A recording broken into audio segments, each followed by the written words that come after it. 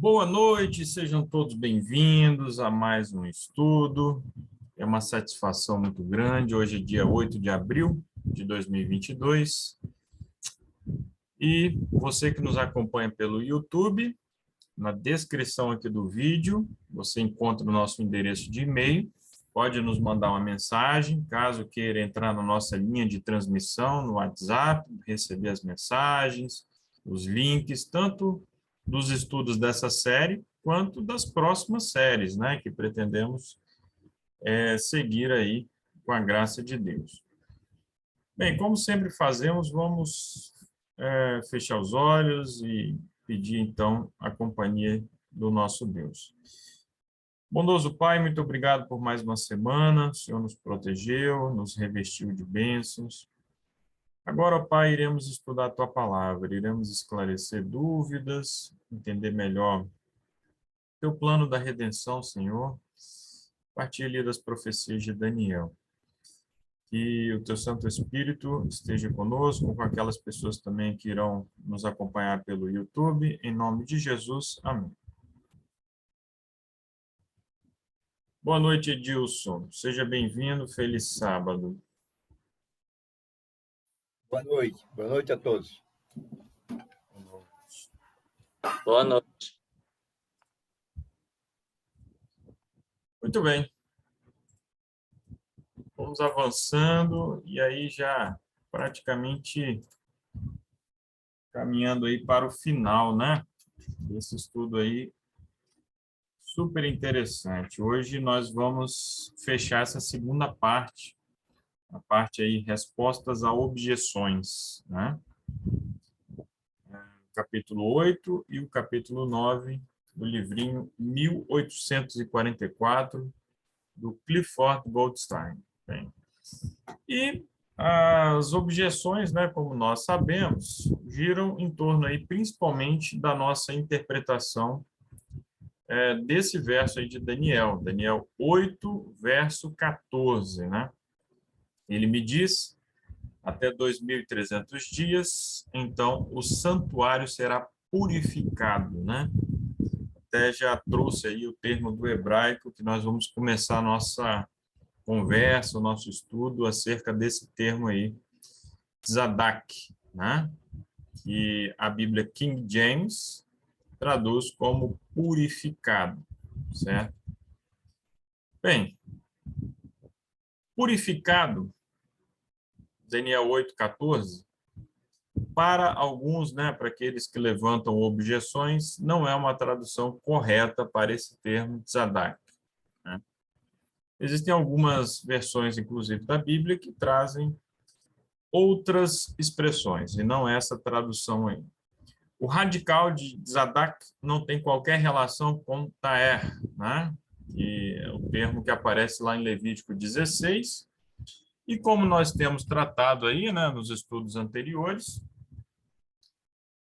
nós entendemos que sim, existe uma relação direta entre o santuário terrestre, né, o tabernáculo lá do deserto, depois o templo, lá de Jerusalém, com o santuário celestial. Então, a relação entre os termos aí do hebraico, os termos originais, a relação entre termos que aparecem em Daniel 8, Daniel 7, com Levítico 16, essa relação é fundamental, né? Para entendermos, então, a questão do tipo e do antítipo, né? O santuário terrestre como uma sombra do santuário celestial, certo? Então, isso precisa ficar bem claro, né? Segundo, então, os nossos críticos, Daniel 8 não está falando de uma purificação do santuário e não tem relação com algum tipo de juízo divino, né? A interpretação, a linha de interpretação que esses críticos normalmente seguem é a linha preterista. Eles querem entender que tudo o que é descrito ali em Daniel 8, purificação do santuário, a atuação do chifre pequeno, tudo isso já passou. Tudo isso está lá atrás, particularmente no período helenístico, né, ali na época do Império Seleucida.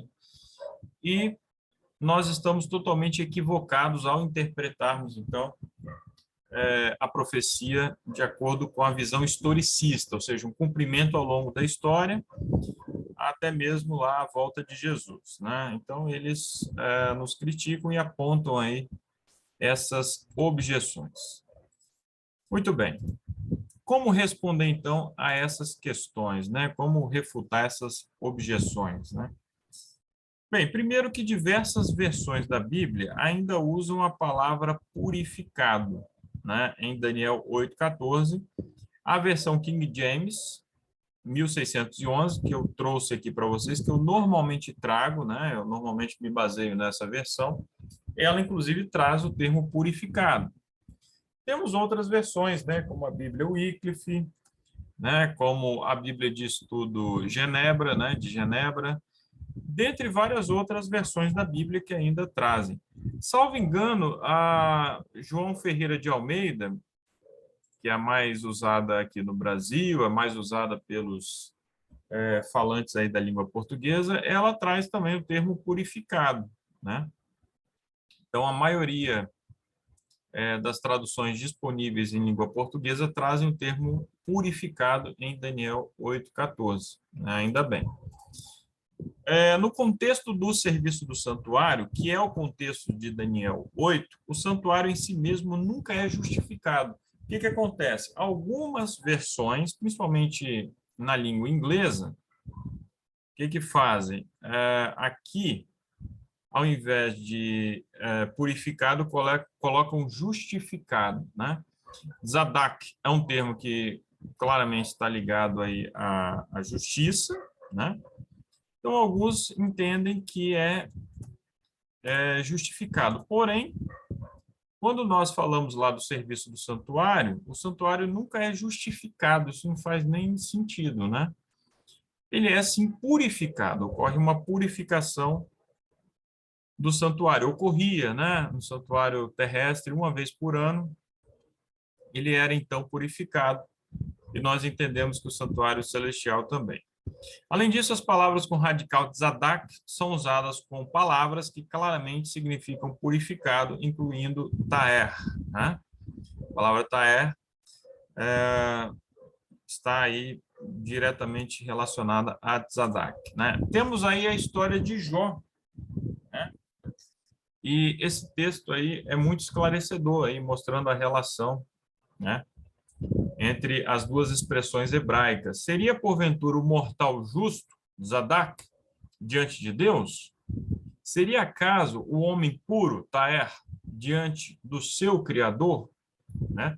Então, nós sabemos que na poética hebraica, muitas vezes uma ideia é repetida. Isso é muito comum em Salmos, em Provérbios, que são livros sapienciais, né? Livros ali de sabedoria. Em Jó também isso é muito comum, né? Então, vejam só, nesse texto de Jó 4:17, a primeira ideia é praticamente repetida a seguir, né? Seguindo esse estilo da poesia hebraica, né? Então, a primeira pergunta, seria porventura o homem justo, Zadak, diante de Deus? Seria acaso o homem puro, que nesse caso aí equivale a justo, né? Diante do seu Criador, que é Deus, né? Então, os autores bíblicos usavam ali sinônimos, né? Para repetir, para reforçar uma ideia. Então, podemos perceber a relação entre Tzadak e Taer, né? O radical da palavra Tzadak é frequentemente usado no Antigo Testamento, na Bíblia hebraica, né? No contexto de um tribunal. Então, isso é interessante, né?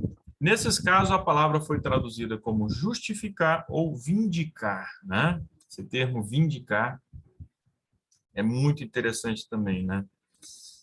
Bem, então está claro aí que existe uma relação, né, entre essas expressões aí e a relação entre a purificação do santuário e a questão do julgamento, né, da justificação, ou seja, purificação, justificação, vindicação, estão diretamente relacionadas, né? Todas essas questões aí. Nós já vimos isso, né? anteriormente. No dia do Yom Kippur, dia do perdão, né, o dia quando o sumo sacerdote ele adentrava lá o lugar santíssimo do santuário terrestre ou depois do templo, o povo ali seria justificado e, ao mesmo tempo, o santuário era purificado, né? O povo justificado, o santuário é purificado. Então, uma relação direta entre as duas coisas, né? Não existe separação, ok? Bem, o profeta Daniel usou essa palavra especificamente para expressar a ideia de um julgamento, né? Então, julgamento, purificação do santuário, né? Diretamente aí relacionados. Não restam dúvidas, então, de que estamos aí tratando de purificação, né, do santuário celestial. Olha, deixa eu desde já colocar aí uma questão para vocês, eu queria ouvi-los, né, porque alguns críticos, né, trazem essa questão aí. Como que o santuário celestial pode ser purificado? Como que um lugar no céu pode estar sujo, né? Como que isso funciona? O céu não seria um lugar totalmente perfeito, puro, santo? Então, qual seria a necessidade de purificar algo que está no céu? Quem poderia aí nos responder?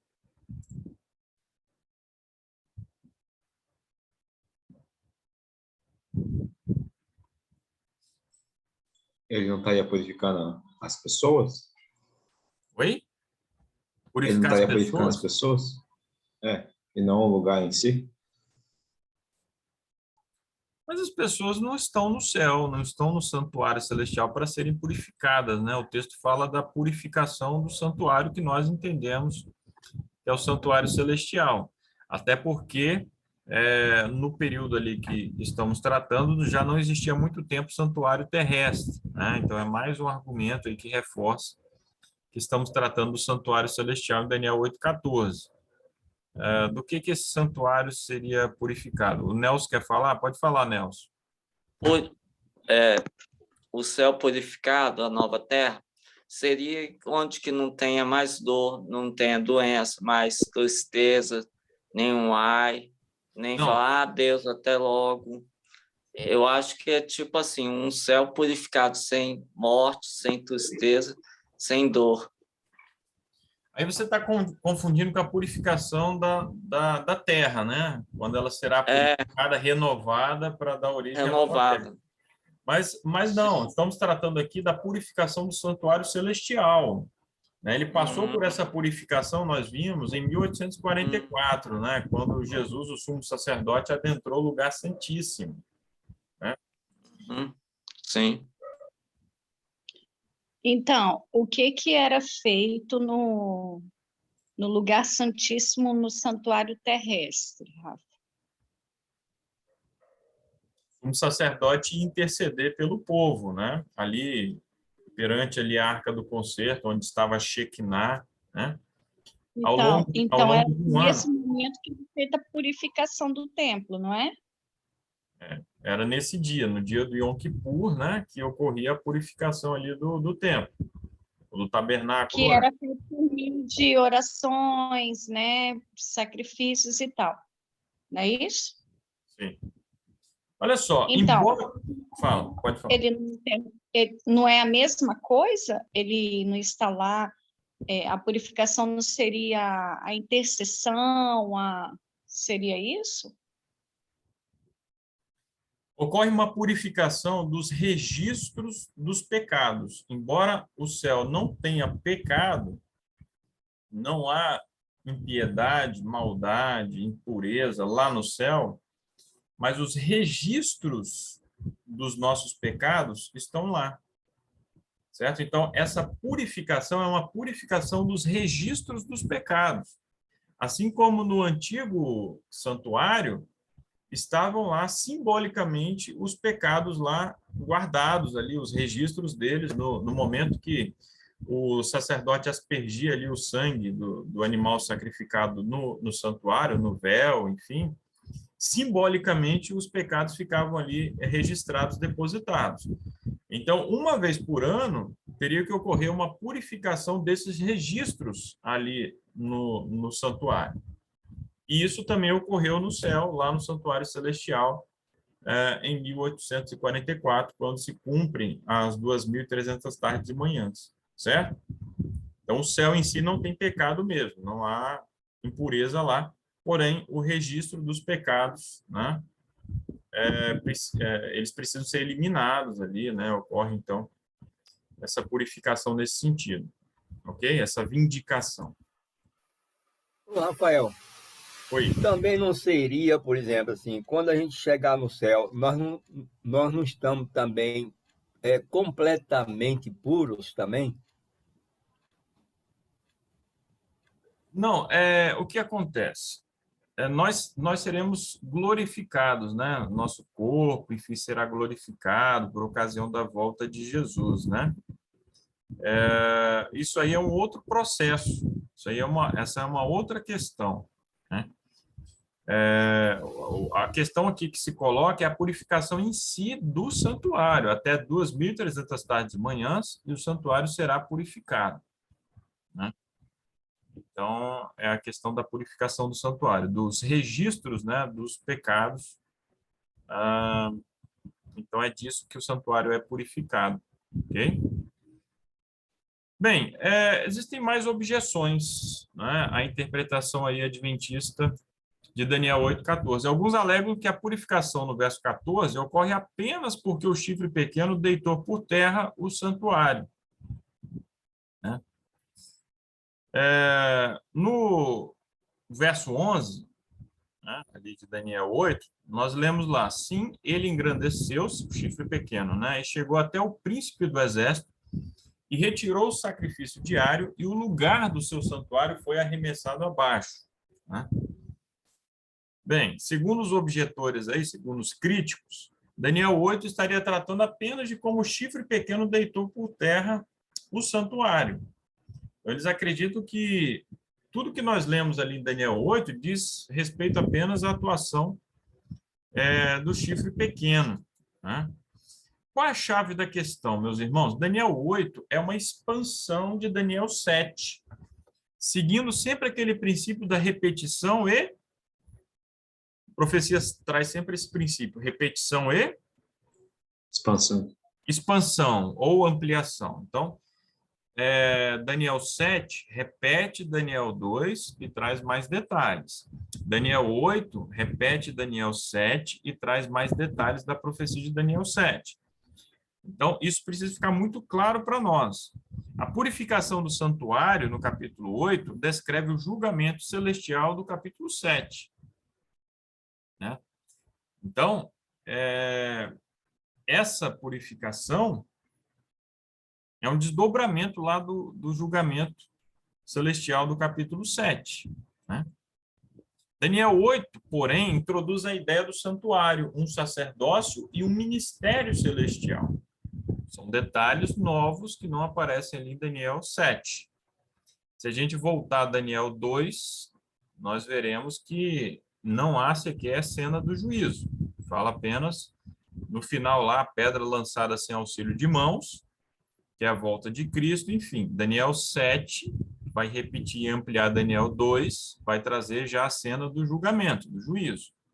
Agora, Daniel 8 vai trazer aí a ideia do santuário, um sacerdócio e um ministério celestial, certo? Então, o juízo vai envolver tudo isso daí, certo? Ambos os capítulos, Daniel 7 e Daniel 8, tratam do mesmo assunto, mas o fazem a partir de perspectivas diferentes, né? Podemos dizer que Daniel 8 vai trazer mais detalhes, né? Que a gente não encontra lá em Daniel 7. Além disso, ambos os capítulos, aí nós temos esses versos, né? Daniel 7, 21, Daniel 7, 25 e Daniel 8, 24. Tratam de um poder apóstata, um poder perseguidor do povo de Deus, que nós vimos que se trata do papado, né? Só o papado se encaixa nas especificações da profecia, ok? Daniel 8 coloca ênfase mais em relação à parte da apostasia e não da parte da perseguição, de como esse poder perseguiu o povo de Deus, né? Lá em Daniel 7, nós temos detalhes, né? Nós temos vários versos sobre como o papado perseguiu o povo de Deus, mas isso não acontece em Daniel 8. Bem, o chifre pequeno, meus amigos, estabeleceu um falso sacerdócio, né? Esse chifre pequeno que procede aí de Roma, né? Então, é um herdeiro de Roma pagã, de Roma imperial. Estabelece um falso sacerdócio, todo um sistema de doutrinas falso, né? Porque mistura verdade com erro. Então, assim como em Daniel 7, no capítulo 8, o chifre pequeno também encontra seu fim. É um paralelo aí entre os dois capítulos. Daniel 7, o julgamento no céu leva o chifre pequeno ao fim, né? Então, essa atuação aí do chifre pequeno vai chegar ao fim com o julgamento no céu. Já em Daniel 8, isso ocorre pela purificação do santuário. E, repetindo, né? Às vezes ficamos até aqui um pouco chatos, né? Por repetirmos tanto, né? Mas é importante repetirmos para não esquecermos. O julgamento e a purificação ocorrem ao mesmo tempo, né? Uma coisa está diretamente relacionada à outra. A purificação do santuário e o julgamento no céu. Ok? Obviamente, a atividade do chifre pequeno estava ligada à purificação do santuário. Assim como no julgamento de Daniel 7, o resultado dessa purificação finalmente levará à destruição do chifre pequeno. Certo? Então, o poder apóstata, ele vai atuar até a volta de Jesus. É apenas a volta de Jesus lá, finalmente, que vai interromper a atuação desse chifre pequeno, né? Ele sofre uma ferida mortal, nós sabemos, lá, né, em 1798. Chega ao fim aqueles 1260 anos, só que o chifre pequeno não desaparece, ele não é extirpado, ele não é eliminado, né? Ele vai depois recobrar fôlego, né? Ele vai retomar ali a sua atuação, e isso até o tempo do fim. Além disso, o chifre pequeno declarou ser um poder cristão, né? Ele é um poder blasfemo, ele não é um poder pagão, ou seja, ele está inserido num contexto cristão, porém, ele é um poder blasfemo, né?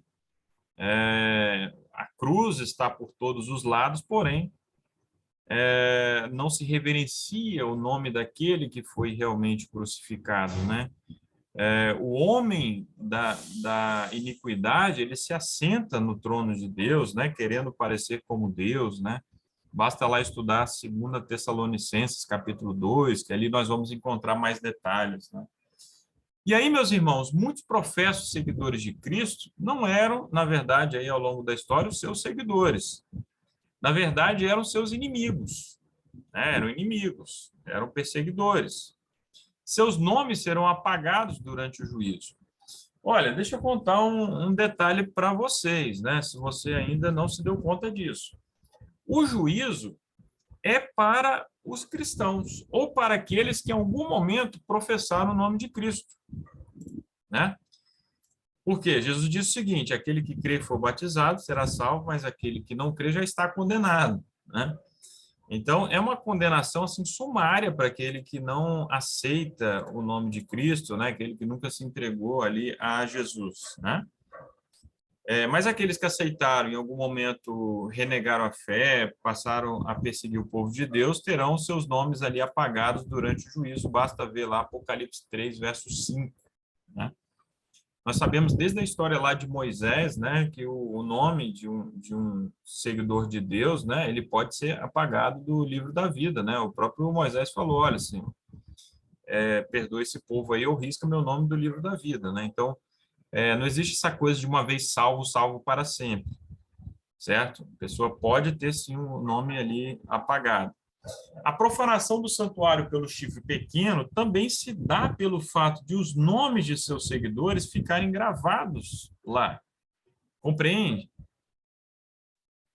Então, a profanação promovida ali pelo chifre pequeno não é apenas pela sua atuação aqui na Terra, não é apenas pela confissão auricular, não é apenas pelo fato de o chifre pequeno ter promovido outros mediadores, né, que obscureceram o ministério de Cristo, né? Estamos falando dos santos, da Virgem Maria, de tudo isso daí. Então, essa atuação profana não é apenas por isso, vejam bem, e é também pelo fato de, ao levar milhões aí ao erro, ao engano, à apostasia, o fato de essas pessoas se perderem, os nomes delas continuam registrados lá, não são apagados do livro lá dos Atos, né? Enfim, que serão revisados durante o milênio, não se esqueça. Então, os nomes continuam registrados lá, então isso é uma espécie de registro impuro, né? Lá no céu, lá no santuário celestial. Daniel 7 e o tabernáculo no deserto mostram-nos que a purificação do santuário envolvia um julgamento do povo que professava servir a Deus. Ao juízo, em última análise, separa o joio do trigo, né? Qual é o propósito final, né, do juízo? Não é promover ali a salvação, a redenção dos santos e a destruição dos ímpios, né, o joio. Então, é para isso que existe o juízo, né? O juízo para o povo de Deus é uma mensagem maravilhosa, é uma boa nova, né? Para aqueles que estão no pecado, aqueles que estão na impiedade, é uma notícia terrível, né? Algo tremendo, é como Amós falou, né? O que vocês esperam do dia do juízo, né? O dia do Senhor, né? Será dia de trevas, né? Como um homem que foge de um leão encontra um urso, né? Uma coisa sem escapatória, uma coisa terrível, né? Terrível coisa é cair nas mãos de Deus, né? Hebreus lá fala disso, né? Então, temos a eliminação final do mal e o estabelecimento do reino de Deus, né? O ritual do santuário terminava com o bode Azazel, né? Ele simbolicamente iria carregar todos os pecados do povo, os pecados que haviam sido depositados ali no santuário, ele iria levar e ele era solto no deserto, onde, em algum momento, ele iria morrer, né? Satanás, no final das contas, ele também vai levar todos os pecados aí cometidos ao longo da história. Mas temos outras objeções. Por exemplo, os 2.300 dias seriam, na realidade, 1.150 dias, né? Vejam só isso. Existe pelo menos uma tradução em língua inglesa que já traz, ao invés de 2.300 dias ou 2.300 tardes e manhãs, já traduz diretamente como 1.150 dias, né? Veja como as traduções às vezes podem ser problemáticas, né? Porque muitas vezes é a interpretação do tradutor, né? É a visão que ele tem. Por isso, a importância de todos nós termos ali alguma noção, algum esforço para entendermos um pouco do original também, né? 2 sacrifícios eram oferecidos por dia. Isso significa, segundo esses críticos, né, 2.300 sacrifícios oferecidos durante 1.150 dias, né? Veja só a engenhosidade, né? Como as pessoas são imaginativas, né? Isso daí é facilmente refutado, tá, pessoal? A sequência tarde e manhã em Daniel 8:14 é o oposto da sequência usada na Bíblia para designar 2 sacrifícios diários, né? Quando a Bíblia fala lá no Pentateuco dos sacrifícios diários, fala dos sacrifícios pela tarde e pela manhã, né? E não fala primeiro tarde, manhã e depois sacrifícios, certo?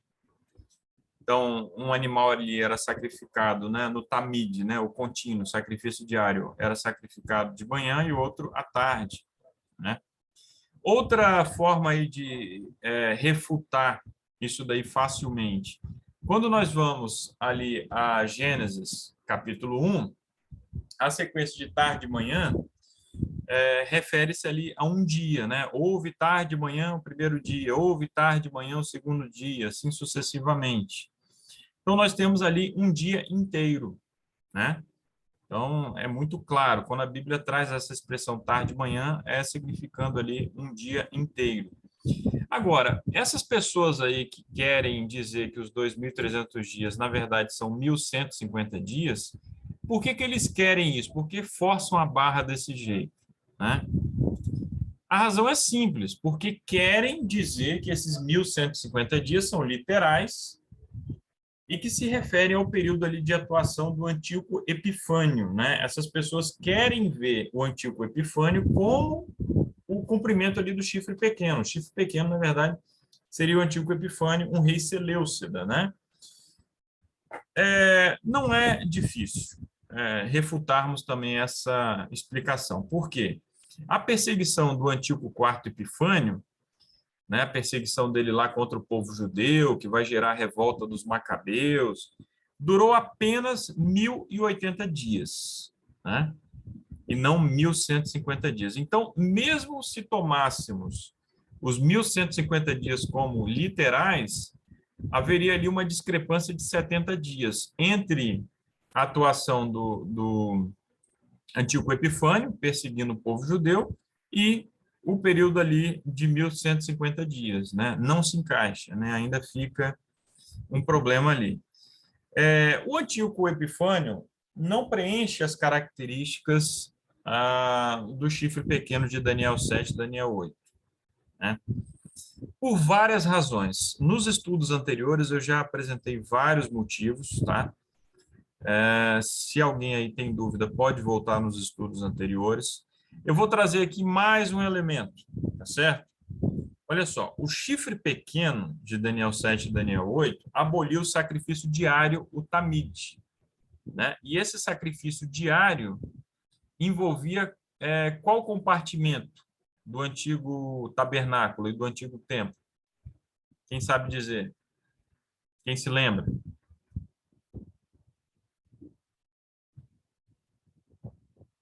Sacrifício diário envolvia qual compartimento, meus amigos, do santuário? Entrada ali, como é que chama? O Lugar santo, certo? Lugar santo, né? Então, o que acontece? O chifre pequeno, segundo Daniel 7 e Daniel 8, ele aboliu o tamid, o sacrifício diário. Porém, o Antíoco Epifânio, ele proibiu todos os sacrifícios no templo, né? Então, ele interrompeu não apenas o ministério ali no santuário, no templo, no primeiro compartimento, como também no segundo compartimento. Durante aqueles 1.080 dias, qualquer atividade no templo foi interrompida. Pelo contrário, ele promoveu ali uma profanação, sacrificando porcos, animais imundos, né? Não é ali de se espantar que ele tenha provocado uma ira tão grande por parte dos judeus, né? Na revolta dos Macabeus. Revolta dos Macabeus que vai culminar na vitória dos judeus, e existe, inclusive, um dia religioso, né, no calendário judaico, que é o feriado da Hanukkah. Ok? Bem, então, o Antíoco Epifânio definitivamente não se encaixa nas especificações ali do chifre pequeno, certo? O chifre pequeno atua por um período muito maior do que apenas 1.150 dias literais, né? Sabemos muito bem disso. Mas vamos avançar aqui para outras objeções. Segundo alguns, né, o livro de Hebreus, né, que não pode ficar de fora quando a gente fala do santuário celestial, né? Precisamos sim estudar bastante o livro de Hebreus. Ele coloca Jesus no lugar santíssimo logo após a sua ascensão, segundo então alguns dos nossos críticos, né? Cristo estaria no segundo compartimento do santuário desde 31 depois de Cristo, quando ele ascendeu aos céus, né? E aí, como responder a essas objeções? Bem, meus amigos, Hebreus é um estudo da superioridade de Jesus Cristo em comparação com qualquer coisa ou pessoa antes dele, né? Hebreus vai falar que Jesus foi um sacerdote superior a Melquisedeque, por exemplo, né? Foi superior a Moisés, foi superior a qualquer coisa antes dele, né? Foi um sacrifício perfeito. O ministério de Jesus no santuário celestial é perfeito, ao contrário dos sacerdotes na terra que eram imperfeitos, que eram pecadores, que eles próprios precisavam de intercessão, né? Precisavam de sacrificar animais pelos pecados deles. Já Jesus é perfeito, é uma oferta perfeita, certo? Hebreus não traz detalhes a respeito do compartimento no santuário celestial no qual Cristo entrou, né? Por quê? Porque o foco todo ali é na perfeição, é na maravilha que é o ministério de Cristo no santuário. Seja no primeiro compartimento, seja no segundo, há uma superioridade incomparável a qualquer atuação, a qualquer atividade humana, certo? Bem, Jesus é o mediador melhor, de um melhor concerto, com sangue melhor, em um ministério melhor, realizado em um santuário melhor, certo? No livro de Hebreus, o segundo compartimento só é mencionado em Hebreus 9, verso 3.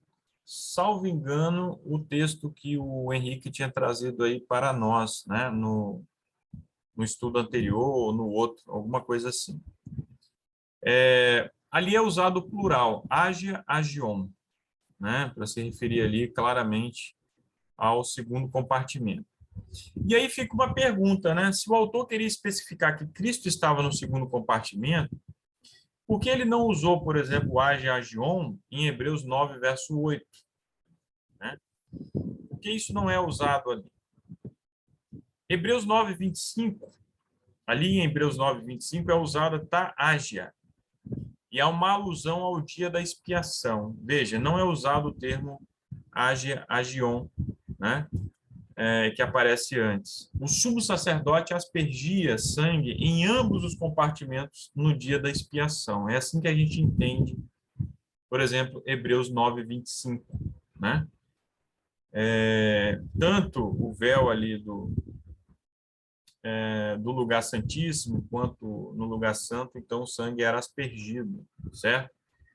Hebreus, finalmente, não coloca Jesus no Ágia, Agion em momento algum, né? Essa expressão ali, quando aparece, que se refere ao segundo compartimento, em nenhum momento coloca Jesus ali no Ágia, Agion, ok? Bem, para a gente caminhar aí para o fim, já no capítulo 9, né, do livrinho 1844, Clifford Goldstein, ali a objeção ao dia profético, o princípio do dia-ano, né, que nós utilizamos ali ao interpretarmos as profecias de Daniel, né, e também lá do Apocalipse, né, o Apocalipse está em relação ali direta com Daniel. O princípio do dia profético não é válido, segundo os nossos críticos, ou pelo menos não está explícito nas Escrituras, né? Pois bem, olha, vários intérpretes de Daniel, né? Clemente de Alexandria, esse comentarista aí da Bíblia hebraica, né? O rabino Rashi, né? Que viveu na Idade Média, entendiam perfeitamente o princípio do dia-ano, né? Por exemplo, o Rashi, ele traduziu dessa forma, Daniel 8,14, e ele me disse até 2.300 anos, assim que ele já fez a sua tradução, certo? Bem, como a gente sustenta o princípio do dia-ano, né? Quais são as evidências bíblicas?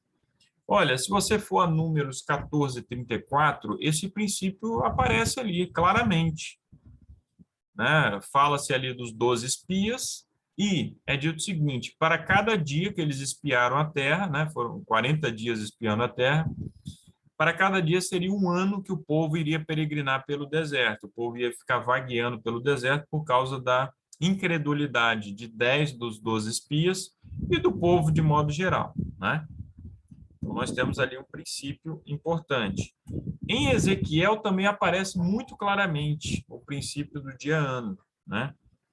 E temos outras alusões, outros paralelos, outras referências aí em várias partes da Bíblia, né?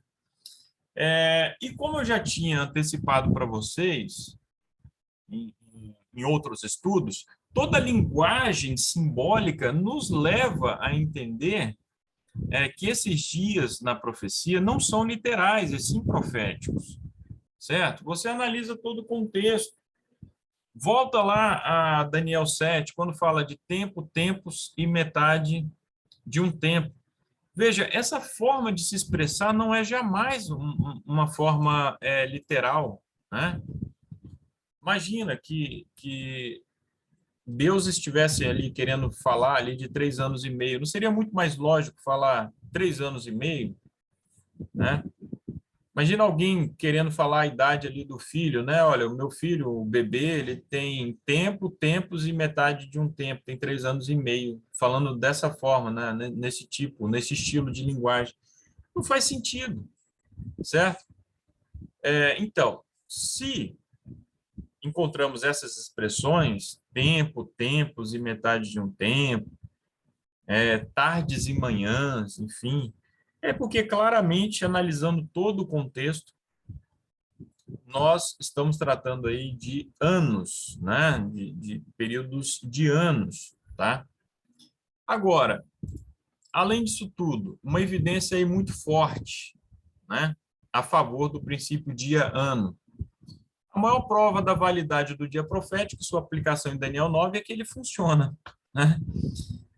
Quando nós entendemos esse período todo aí como 2.300 anos, nós entendemos ali perfeitamente, né, a questão ali da saída do povo judeu, né, de Babilônia, a restauração de Jerusalém, o ministério de Cristo, a sua morte, né, até a purificação do santuário, né, em 1844. Então, tudo faz sentido perfeitamente, tudo se encaixa. Se você quiser tomar como um período literal, né, não vai dar certo, né? Como lá o período lá que o Antíoco Epifânio atuou, não vai se encaixar sequer em 1.150 dias, como o pessoal lá tenta lá encaixar. Quanto mais 2.300 dias, não vai dar certo, né? Já a interpretação que nós adotamos vai dar certo sim, né? Se encaixa aí dentro dos 2.300 anos, né? Olha, para finalizar lá no livrinho, né, no capítulo 9, é interessante que o autor lá lembra que a ênfase, né, no até quando essas coisas aconteceriam e não quanto tempo. Então, a ênfase está no término dos eventos, né, no término dos acontecimentos. A questão diz respeito ao término de tudo o que foi descrito. A azon, ou visão, o sacrifício diário e a transgressão assoladora estão incluídos nisso aí. A pergunta não se refere apenas à visão concernente ao sacrifício diário ou às atividades do chifre pequeno. O pessoal que quer entender que o chifre pequeno é Antíoco Epifânio, eles vão, então, atribuir, né, essa questão aí, até quando, apenas ao chifre pequeno, quando, na verdade, isso não está correto. A resposta ali é mais ampla, né? Refere-se a tudo que está na visão, certo? Incluindo a parte da azon a respeito do carneiro e do bode, tudo, né? Então, refere-se à Média Pérsia, né? A Grécia, a Roma pagã, toda a visão, né? Roma papal, né? O papado, tudo isso daí, certo? Muito bem, meus amigos. Alguma questão, alguma dúvida aí? Estamos aí finalizando a segunda parte do livrinho. Iremos depois para a parte final.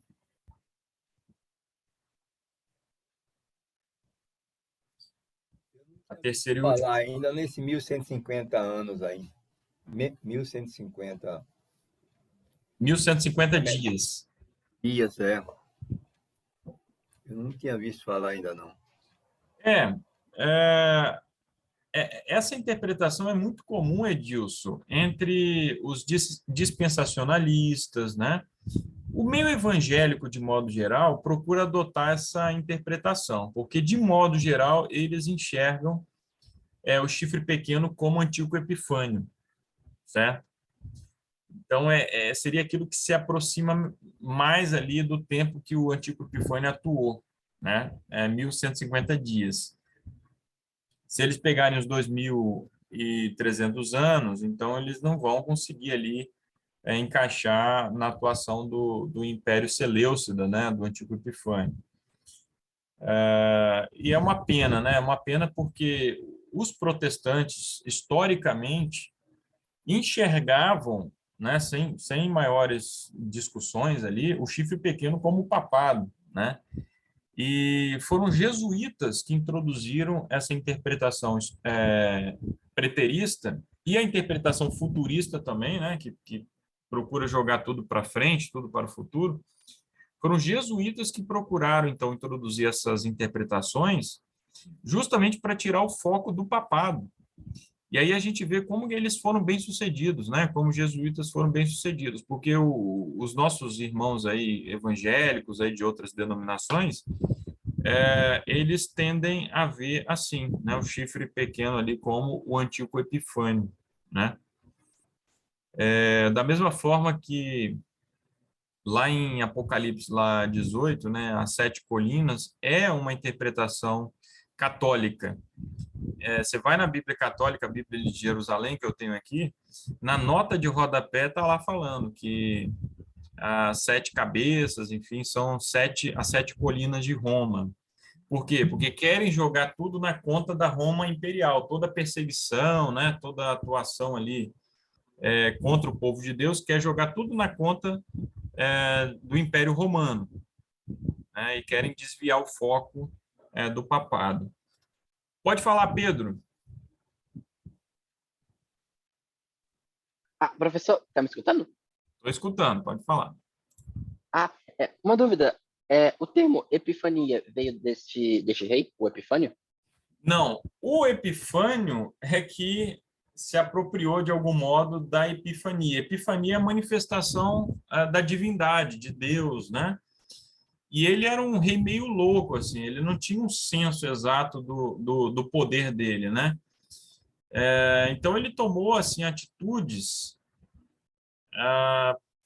que levaram as pessoas a zombarem dele, né? Esse epíteto, né? Epifânio ali, tinha um pouco a ver com isso, né? Pelo fato dele querer se apresentar como uma divindade, como um deus, né? Por isso o Antíoco Epifânio, né? Ele foi o Antíoco IV Epifânio, né? Que é como ele ficou conhecido.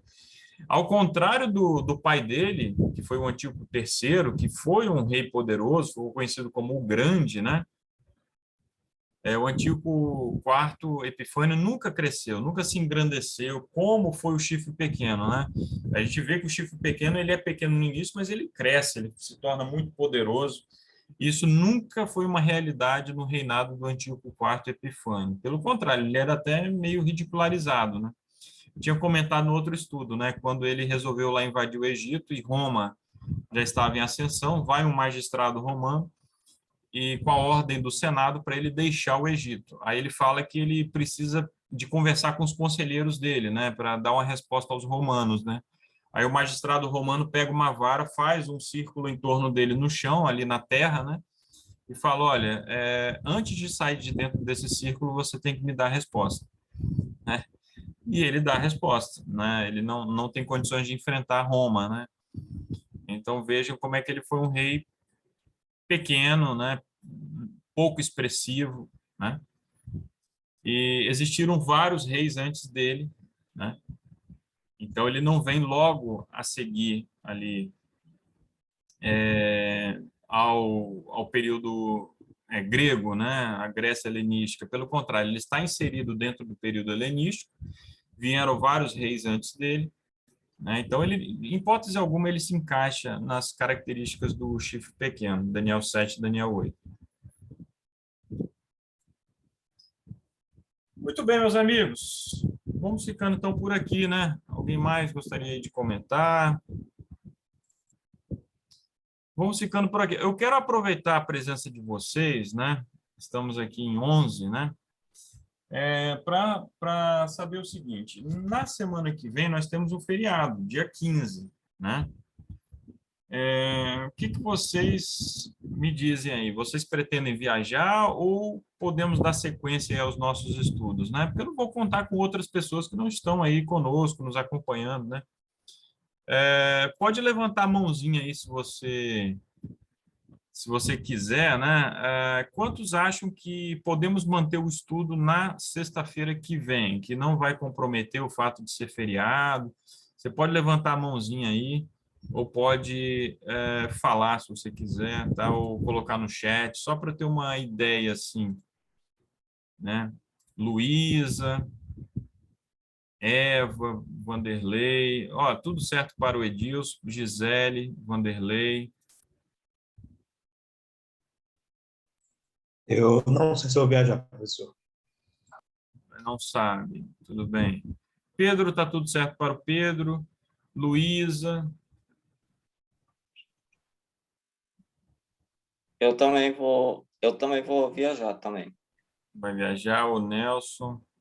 Tá, vamos fazer o seguinte, depois a gente decide então, aí na linha de transmissão, vocês podem me mandar mensagem no WhatsApp, aí na linha de transmissão eu comunico então oficialmente, tá? Tem a possibilidade, quem Ok. sabe, no sábado, né? Mas, enfim, depois a gente decide, ok? Vamos, então, orar, né? Para encerrarmos aí o nosso estudo. Eu vou pedir a irmã Ana Ieda, está me ouvindo, Ana? Estou ouvindo, irmão, estou. Eu cheguei tão atrasada porque eu estava num outro grupo, Ah, tudo bem. e, e eu fui ver se eu tinha guardado esse livro em PDF, mas não tem, não é? Mas, enfim, posso orar sim. Eu vou lhe enviar o PDF, nós temos sim, tá? E quem quiser pode me mandar a mensagem que eu mando o PDF, tá bom? Sei, Espera aí, tá bem. só antes de vocês, a Ana encerrar fazer a oração, desculpa, mano, só queria tirar Sim, uma dúvida logo no início desse capítulo 8 eles falam que a palavra purificado está errada em algumas vezes. Por quê? Aquilo que eu falei no início, né? Principalmente no inglês, né?